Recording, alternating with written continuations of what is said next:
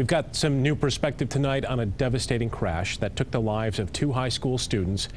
And we're hearing for the first time from someone who was inside that car and from someone at the party that led to all of this. They had to be home. So, I mean, there was no stopping them. They had to be home. All of this as the suspect was charged with 8 counts in court. And we learn a criminal investigation is now unfolding where that party happened in Ottawa County.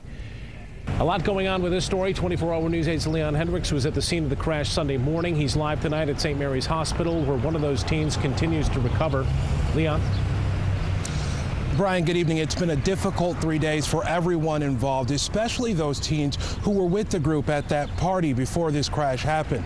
Just one of the teens continues his recovery here. The others have now moved to their homes. One of them is sharing their story with us as many young minds try to comprehend why all this had to happen. I personally didn't see him drinking throughout the night. I just knew that everyone was, so. Friends tell us the teens involved in Sunday morning's tragic crash were on their way home from here, a townhome in Allendale at the Copper Beach Apartments across from Grand Valley State University. He was there, victim Timothy C's best friend, he said, and among the last to see the teens before 2 of their lives would end and the others would be changed forever. I've never had to go through anything like this. I've never lost a best friend before, so it's rough. Still obviously shaken, we're also hearing from one of the crash survivors, Dylan Stanaway, the front seat passenger and 911 caller who tried desperately to save his friends. I was really worried. I was hoping that they would just wake up and snap out of it.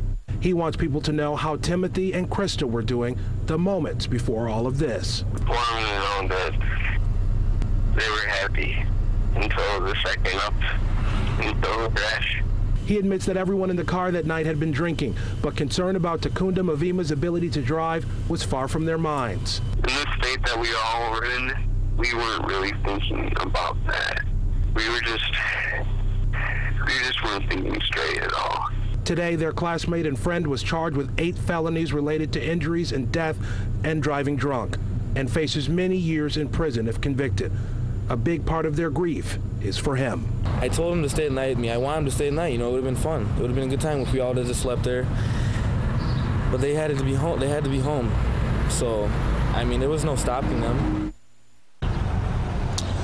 Today we learned through court documents filed by police that they're saying that Mavima confessed that he had been drinking before getting in the car that evening. He also confessed to driving too fast when taking that curve on the off-ramp of I-196 to Chicago Drive in Wyoming. His family left the courtroom visibly emotional, but not commenting about the case. They say they were trying to get in touch with the victim's family. Reporting live in downtown Grand Rapids, Leon Hendricks, 24-hour News 8.